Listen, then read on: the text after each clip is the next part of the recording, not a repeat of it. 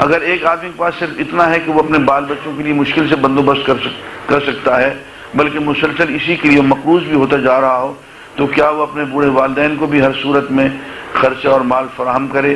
نہ کر سکے تو کیا نافرمان ہوگا؟ اس سوال کا جواب میں پہلے دے چکا ہوں۔ بات یہ ہے کہ ترجیحات کو ہم شاید نہیں جانتے۔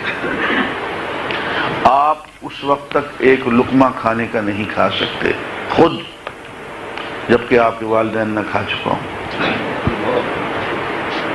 آپ کسی مکان کی چھت کے تلے رہنا جائز نہیں ہے جب تک کہ ان کا انتظام نہ ہو۔ آپ 1 انچ کپڑا اپنے جسم پہ نہیں ڈال سکتے، نہیں پہن سکتے جب تک کہ ان کے پہناوے کا انتظام نہ ہو گیا۔ میں نے اسی لیے ٹیلی ویژن پہ یہ کہا تھا کہ سوال درست کریں۔ آپ یوں کہیں کہ اتنی مہنگائی ہے کہ والدین کو کھلانے پلانے اور ان کی ضروریات پورا کرنے کے بعد کچھ نہیں بچتا، بچوں کا کیا کریں، اپنا کیا کریں؟ یہ تو سوال بنتا ہے۔ آپ نے سوال ہی الٹ کیا ہے تو اس کا جواب ہم کیا دیں؟ آپ پہلے خود کھا پی کے بیٹھ گئے، بچوں کا پیٹ بھر لیا آپ نے، اور والدین کے بارے میں اب آپ نے سوچنا شروع کیا ہے۔ آپ کی تو سوچ غلط ہے۔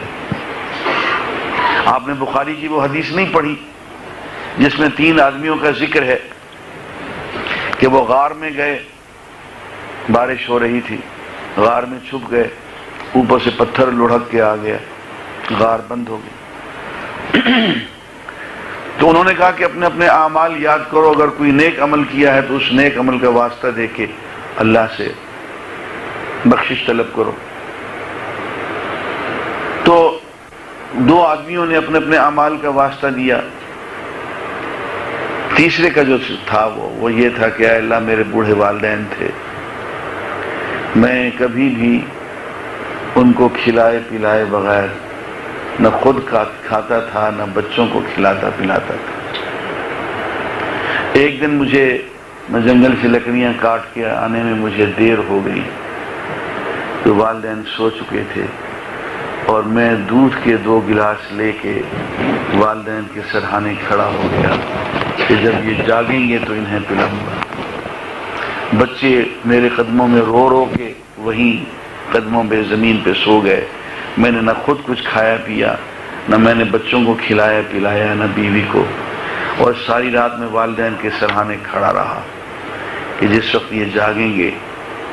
تو صبح کے قریب جب ان کی جاگ ہوئی تو میں نے وہ دودھ ان کو پلایا، اور اس کے بعد پھر ہم نے خود کھایا پیا۔ پھر کہا اے اللہ یہ عمل اگر میں نے تیری رضا کے لیے کیا تھا تو اے اللہ آج یہ مشکل حل فرما دے، یہ پتھر دور فرما دے، اور پتھر ہٹ گیا۔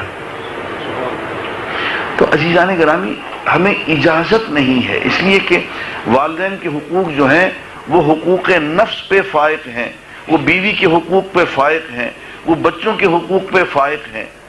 تو جب تک کہ ہم ان کا انتظام پہلے نہ کر لیں، اپنا اور اپنے بیوی بچوں کا انتظام کرنا جائز نہیں۔